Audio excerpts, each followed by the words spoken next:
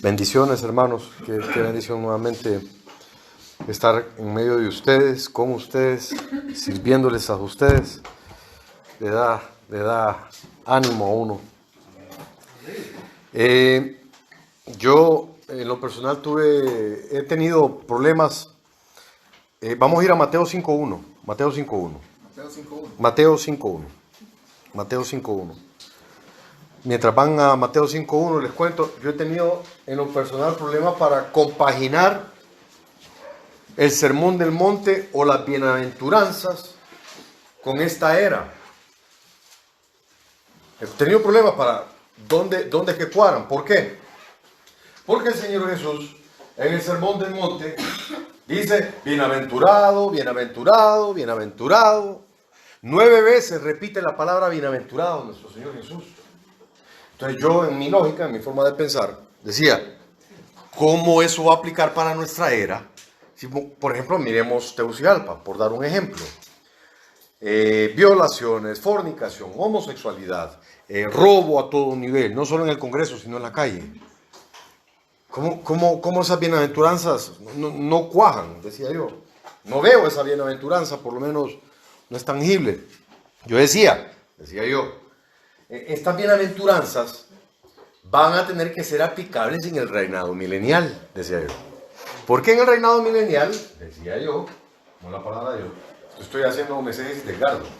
En el reinado milenial, el Señor Jesús es quien va a reinar. Entonces ahí sí van a aplicar todas las bienaventuranzas, porque va a reinar el amor, la paz, la coinonía y todas las cosas hermosas que anhelamos del cielo. Cristo las va a tener en el reinado milenial. Entonces yo decía, para ese entonces es que es aplicable el Sermón del Monte o las bienaventuranzas.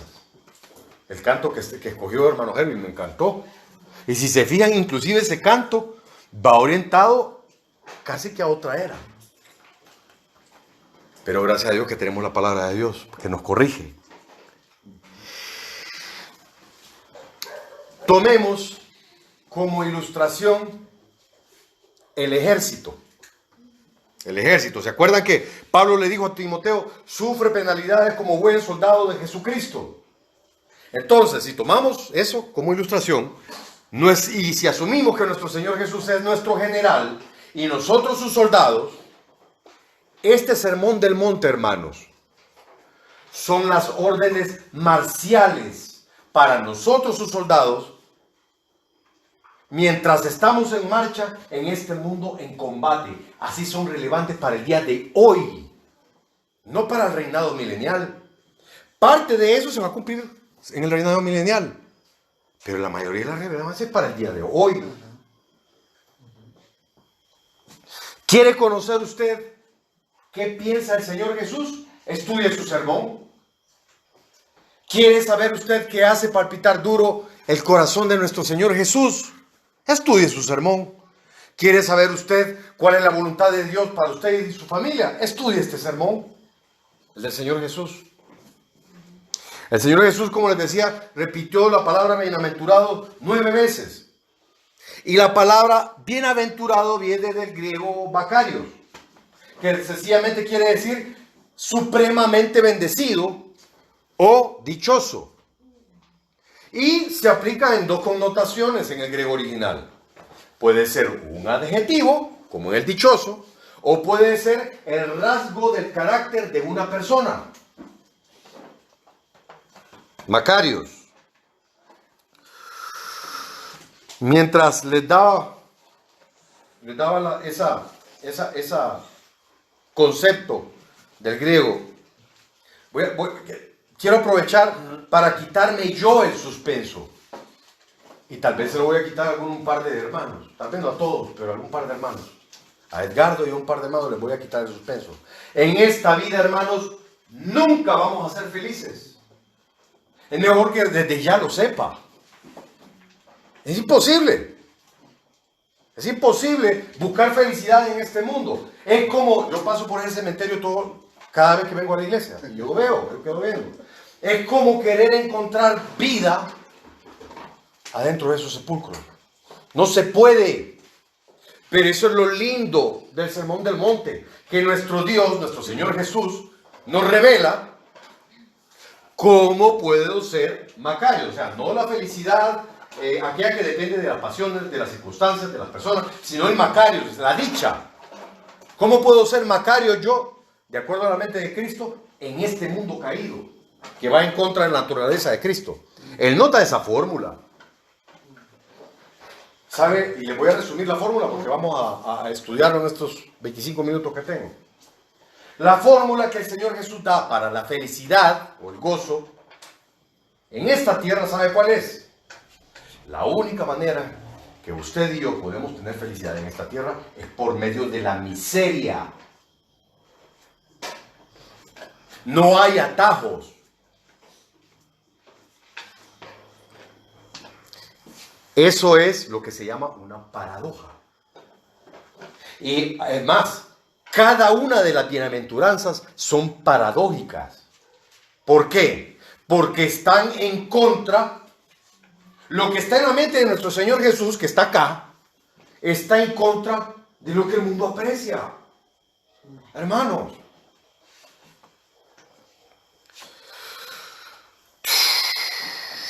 les voy a dar un ejemplo. Digamos que Edgardo quiere convertirse en alguien importante y quiero serme, yo de pequeño soñaba ser un escritor y no es la voluntad de Dios eso, porque si yo buscaba ser un escritor era para mi gloria. Pero digamos que yo quiero ser escritor y quiero escribir libros y quiero que millones de personas lean mis libros en todo el mundo. Digamos que yo escojo para mi primer libro. El tema que escojo para mi primer libro se llama ¿Cómo ser pobre? Y luego, en la introducción del libro, yo digo ¿Cómo llorar? Y luego yo me expando en el libro y les digo ¿Cómo ser perseguido y ser débil? Les voy a hacer una pregunta, hermano. ¿Ustedes creen que alguien me compraría una copia de ese libro a mí? Nadie. Nadie, hermano. Yo no creo tampoco. Porque, ¿qué es lo que valora el mundo? Vamos viendo qué hay en la mente de Cristo. Versus el pobre de espíritu, valora la riqueza. Versus el que llora, valora la felicidad externa y la belleza externa. Versus el manso, valora el que tiene influencia y poder, ¿o no? Sí, es así. De hecho, hermanos, aquí viene otra paradoja, o otra contrariedad, otra cosa rara. Los más exaltados en el reino de nuestro Señor Jesús somos los más humillados en esta tierra. Oremos. Cristo Jesús, gracias por este tu cuerpo. Qué precioso. Qué hermoso, Señor, estar en medio de estos que amas, por quien diste tu vida. No solo estar en medio de ellos, no solo verles, no solo estar, sino servirles. Yo te pido, Señor, en el nombre de Jesús. Primero, darte gracias por la debilidad que me das cuando me paro acá. Me doy cuenta que si dependo de mí, me va a ir mal. Pero, en fe, dependo de ti. Y quiero que tu cuerpo, tu iglesia, reciba tu palabra, sin diluir, en el nombre de Cristo Jesús. Amén. Se lo voy a leer porque todavía estoy en la introducción. Segunda de Pedro 1:4. Oiga lo que dice Segunda de Pedro 1:4. Por medio de las cuales nos ha dado preciosas y grandísimas promesas, para que por ellas llegases a ser partícipes de la naturaleza divina. Está hablando, ¿de quiénes está hablando que van a ser partícipes de la naturaleza divina? De nosotros. Nosotros somos copartícipes de esa naturaleza divina. ¿Por qué traigo Segunda de Pedro 1:4 en relación a las bienaventuranzas? Porque la misma dicha que el Señor Jesús disfruta, la puedo disfrutar yo, porque tengo su misma naturaleza, porque soy copartícipe. La misma dicha que disfruta Dios el Padre, la puedo disfrutar yo hoy, independientemente de las circunstancias, porque tengo la misma naturaleza. Eso es un adjetivo, de acuerdo al griego. Y si es un rasgo de carácter, ese rasgo de carácter donde Dios es supremamente bendecido, también lo tengo yo, porque yo soy copartícipe, usted es copartícipe de esa nueva naturaleza. Por eso es importante, hermanos, eso no tiene valor. $1.000.000.000 no compran eso. ¿Qué lo compró? La sangre de nuestro Señor Jesús. Amén. Amén. Eso es lo que compró, de que ustedes y yo seamos copartícipes de su naturaleza. Estas actitudes que vamos a estudiar aplegadas a las bienaventuranzas, no tratemos no cometan el error que yo he cometido a veces, de tratar de alcanzarlas por mí mismo. Yo quiero esto, yo quiero ser esto, yo quiero... es algo dado por el Espíritu Santo. Cuando somos obedientes a cuando estudiamos su palabra y cuando somos obedientes a su palabra. Aprendíamos el domingo pasado, estaba escuchando el audio nuevamente, que hay 3 tipos de santificaciones, ¿se acuerdan? La santificación posicional, la santificación progresiva y la santificación perfecta. En la santificación posicional, Dios me mira a mí y me ve por medio de su Hijo y me mira perfecto. Amén. Ahora, viene la progresiva. La santificación progresiva es hacer regeneración a diario del Espíritu Santo. Amén. Pero ahí hay un elemento horrendo de por medio, hermanos. ¿Saben cuál es? El pecado. Decía usted. Y ya vamos a ver por qué es importante para las bienaventuranzas. Ok, entonces Mateo 5:2, lo voy leyendo. Y abriendo la boca les enseñaba diciendo: bienaventurados los pobres en espíritu, porque de ellos es el reino de los cielos.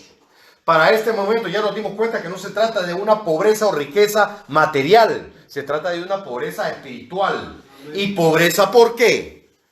Por ese elemento horrible que está presente siempre, el pecado. A pesar de que estamos siendo regenerados, el pecado me está acosando.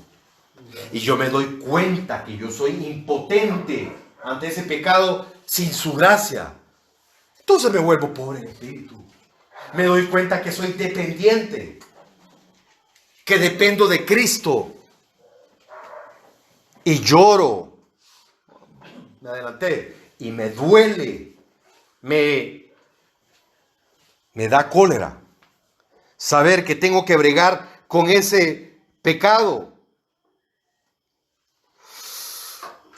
En mi indigencia, en mi pobreza, recuerden, estamos hablando en connotación espiritual, en mi indigencia, en mi pobreza, en mi fracaso, me doy cuenta que dependo de Cristo, que tengo que estar en los brazos de Cristo, me obligan a estar en los brazos de Cristo, y ahí es donde todos queremos estar, en los brazos de Cristo. Entonces, la indigencia, la pobreza espiritual son una excelente herramienta que me llevan a los brazos de nuestro Señor. Amén. Si usted o yo somos pobres en espíritu, nunca vamos a renegar. Si me roban el carro, o si me arruina el carro, si mi suegra se mueve a mi casa, o si o si alguien me estafa, me voy a sentir mal porque soy humano. Me voy a sentir mal porque soy humano. Pero no voy a murmurar. ¿Y saben por qué? Porque si soy pobre en espíritu, yo me doy cuenta que no merezco nada. Es más, entre más vaya profundizando, más voy a ir sintiendo que todo es gracia de Dios. Soy pobre en espíritu. Versículo 4. Bienaventurados los que lloran, porque ellos recibirán consolación. En el versículo 3, intelectualmente nos damos cuenta de que el pecado nos aqueja. Ya para esta bienaventuranza, o esta actitud que va pegada a la bienaventuranza, ya baja a un nivel emocional. ¿Por qué? Lloro porque soy pobre en espíritu. Vamos viendo la progresión. Quiero que vayamos viendo la progresión en las bienaventuranzas, ¿verdad? Es importante, porque nosotros no somos sádicos, o no nos gusta el dolor, no es eso. No se trata de eso. La bienaventuranza o la dicha no viene del hecho de que yo me dé cuenta que yo soy pobre en espíritu o porque yo lloro porque soy pobre en espíritu. La bienaventuranza viene de la respuesta de Dios ante esas actitudes generadas por el Espíritu Santo. Fíjense, ¿cuáles son las bienaventuradas de estas dos actitudes que leímos? La primera, que heredamos el reino de los cielos. Y en esta bienaventurados los que lloran, porque ellos recibirán consolación. ¿Consolación cuándo? ¿En el reinado milenial? No. Consolación cuando vamos a nuestros cuartos y lloramos y comulgamos con nuestro Señor Jesús. Solo alguien que tiene esta actitud frente al pecado sabe lo dulce que es que la mano de nuestro Señor Jesús enjugue nuestras lágrimas. Disfruta de la consolación de nuestro Señor. Y entre más profundo y más profundo y más profundo vamos, más dulce es su gracia. Vamos al versículo 5. Bienaventurados los mansos, porque ellos recibirán la tierra por heredad. Como les digo, vamos a viendo cómo se desarrolla la mente, porque esta es la mente del Señor Jesús. ¿Cómo se va desarrollando la mente de nuestro Señor Jesús? Primero, me doy cuenta del pecado intelectual. Luego, lloro. Se vuelve emocional. Y eso me obliga a voltear mis ojos a Dios. Entonces, ¿de qué viene la mansedumbre? Cuando yo empiezo en la intimidad a orar, a leer, a estudiar, a amar a ese Dios y voltearla a ver, veo no solo un Padre que es eterno en justicia, eterno en odio hacia el pecado, sino también que miro un Padre eterno en amor y ternura. Y vengo y me empiezo a comparar con Él. Y cuando yo me comparo contra alguien que es inescrutable, digo, ¿quién soy yo? ¿Cuál es mi valor intrínseco? Esa es la mansedumbre. De ahí viene la mansedumbre. Y van viendo de una bienaventuranza a la otra.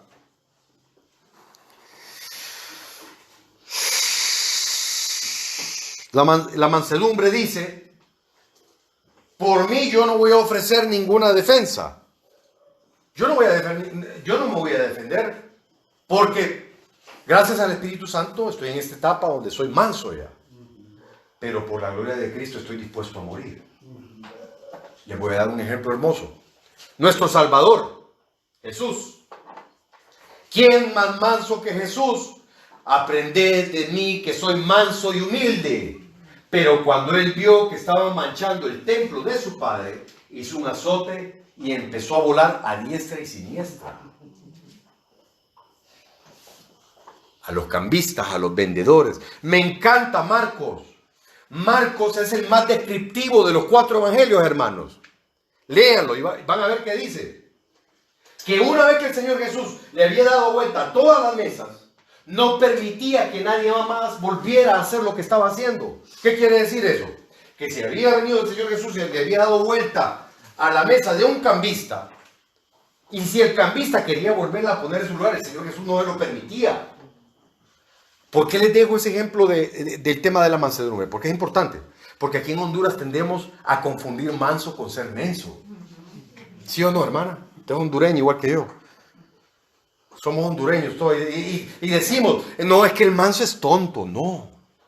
La mansedumbre es poder bajo control. El Señor Jesús nos lo demostró.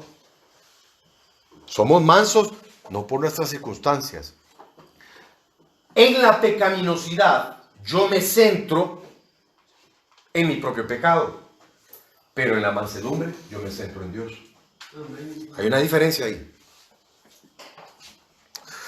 Ahora, la bienaventuranza que viene de esta actitud, recibirán la tierra por heredad. ¿Cómo es eso que alguien que es pobre, que llore, que es manso, va a recibir la tierra por heredad? No tiene que hacer nada, sencillamente le hereda. El manso no debe de trabajar, Cristo se le entrega, porque esa es la voluntad de Él. Qué falta de sabiduría, hermanos. Cuando yo hago de lado a mi familia, desgasto mi salud y dejo de servir a Cristo para ir a trabajar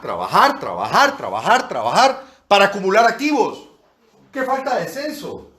¿Quién va a heredar la tierra? ¿Yo haciendo eso o el manso? Manso. El manso está siendo más sabio. Se me vienen varios nombres a la cabeza. Donald Trump, Steve Jobs, Bill Gates, Napoleón Bonaparte, Julio César, Alejandro el Grande. Todos estos hombres trabajaron para apropiarse del mundo. ¿Y de qué les sirvió, hermanos? Si el fruto de todo ese trabajo que hicieron le va a quedar a los mansos. Verdades de Cristo, verdades de nuestro Señor Jesús. La verdad, como aprendíamos el domingo pasado. No hay otra. Bienaventurados los que tienen, versículo 6, bienaventurados los que tienen hambre y sed de justicia, porque ellos serán saciados. Aquí quiero que hagamos un paréntesis. Y les decía que lo que me interesaba es que viéramos cómo progresa el pensamiento de nuestro Señor Jesús. ¿Se acuerda que la palabra dice que usted y yo tenemos la mente de Cristo? Pero ¿cómo tenemos la mente de Cristo? Leyendo su palabra, entendiendo cómo piensa Él. Para eso no hay atajo, hermano. Fíjense cómo evoluciona el pensamiento de nuestro Señor Jesús en este sermón. Primero, en el versículo 3 vimos que somos pobres en espíritu. En el versículo 4 vemos que lloramos por ello. Luego vemos que nos volvemos mansos porque volvemos nuestra mirada hacia Dios por eso. Y cuando estamos contemplando a Dios, sucede lo que está diciendo este versículo. Bienaventurados los que tienen hambre y sed de justicia. Entonces, como yo ya tengo clavado, para este momento, ya tengo clavados mis ojos en Dios, ¿qué es lo que sucede? Tengo hambre y sed de ese Dios. Tengo hambre y sed de ese Dios. Dios mío eres tú, de madrugada te buscaré. Mi alma tiene sed de ti y mi carne te anhela, en tierra seca y árida donde no hay aguas. Como el siervo clama por las corrientes de las aguas, así clama por ti, oh Jehová, el alma mía. Mi alma tiene sed de Dios, del Dios vivo. De esa sed estamos hablando. Yo antes estaba confundido porque yo decía, este tipo de justicia, según yo este versículo, lo que me decía a mí era, si alguien me humilla en esta tierra, Dios me va a vengar. Pero no ese es el contexto. No ese es el contexto. El griego original lo que está diciendo es ser justificados o estar en paz con Dios. Tengo hambre de ser justificado, de estar en paz con ese Dios a quien ya le tengo clavados los ojos y que me está dando mansedumbre por ello. Se trata de realmente estar hambriento. Vamos a ver, vamos a recordar una cosa. El hijo pródigo. Cuando el hijo pródigo tuvo hambre, quería comer de las algarrobas de los cerdos, cuando él tenía hambre. Pero cuando realmente se estaba muriendo de hambre, buscó a su padre. Cuando realmente tenía hambre, que se estaba muriendo de hambre, buscó a su padre. Como el siervo brama, por las corrientes de las aguas, así clama por ti, oh Jehová, el alma mía.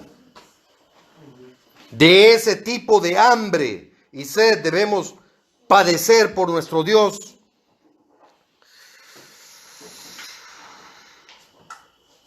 Versículo 7. Bienaventurados los misericordiosos, porque ellos alcanzarán misericordia.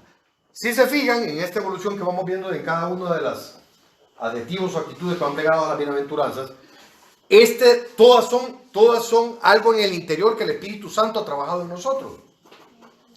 En esta bienaventuranza es la primera en donde yo empiezo a alcanzar a mi hermano.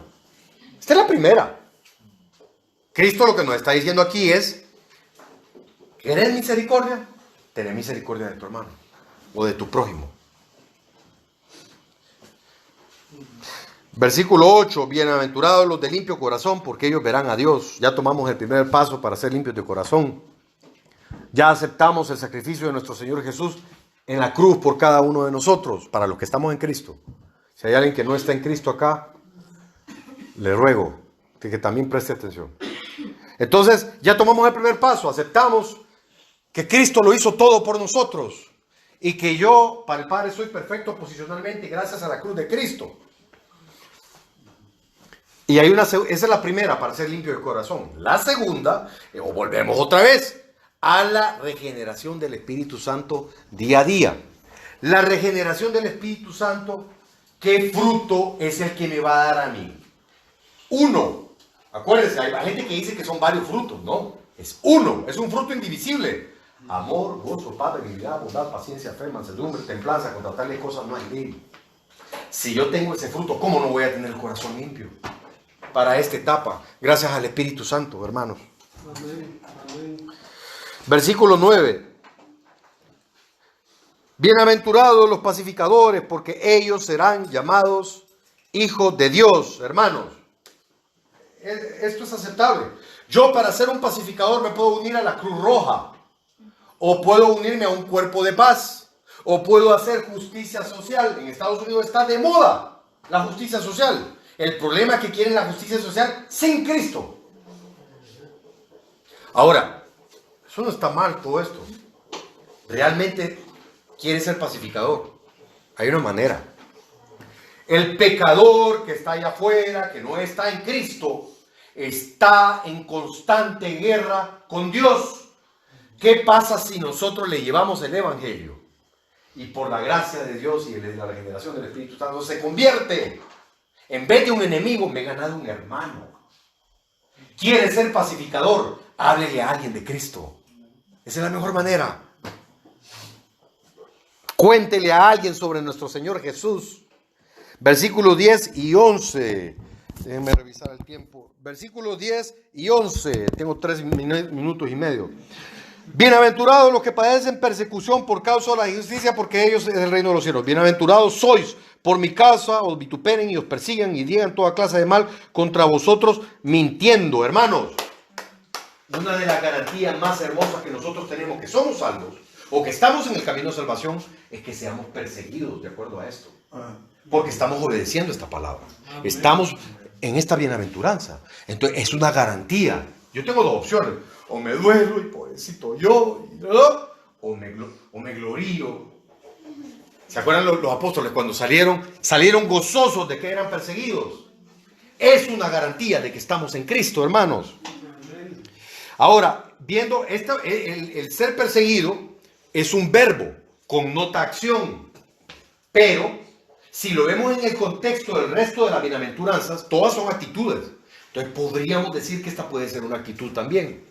¿A qué me refiero con una actitud? A estar dispuesto a ser perseguido. A presupuestar que me van a perseguir. ¿Por qué? Porque el mundo va a odiar. Si yo vivo esta bienaventuranza, me va a odiar. No tiene mi misma naturaleza. Es decir, voy a hacer en este mundo lo que Cristo quiere que yo sea. Le voy a decir a este mundo lo que Cristo quiere que yo le diga. Y si voy a ser perseguido por eso, entonces que sea perseguido. Es presupuestar que voy a ser perseguido por Cristo.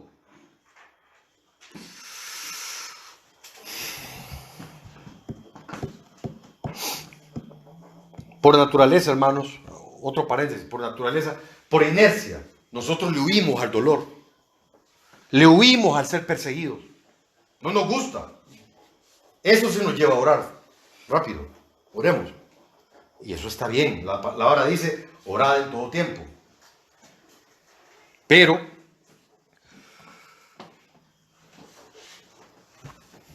Dios le puede dar varias contestaciones. Dios le va a contestar, porque es su Padre si usted está en Cristo. Dios le va a contestar. Cuando usted le ore, quítame el dolor, dame trabajo, dame dinero para un carro. Dios le va a contestar. Una primera que se me viene a la mente es, y los clavos de mi hijo, y la cruz que tienes que llevar. Se lo voy a decir así. Dios le va a contestar, le puede dar dos tipos de contestaciones. Le puede quitar la persecución o el dolor, o le puede dar gracia para que lo sobrelleve. Ese es ese presupuesto de que voy a ser perseguido. Ahora, todo, y ya como conclusión, porque es el minuto 29:30. Como conclusión, me pone nervioso el pastor Eva.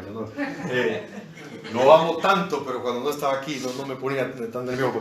Pero bueno, 29:35. Entonces, como conclusión, todo esto que estamos acá o estamos hablando es para un solo fin, es para la gloria de Dios.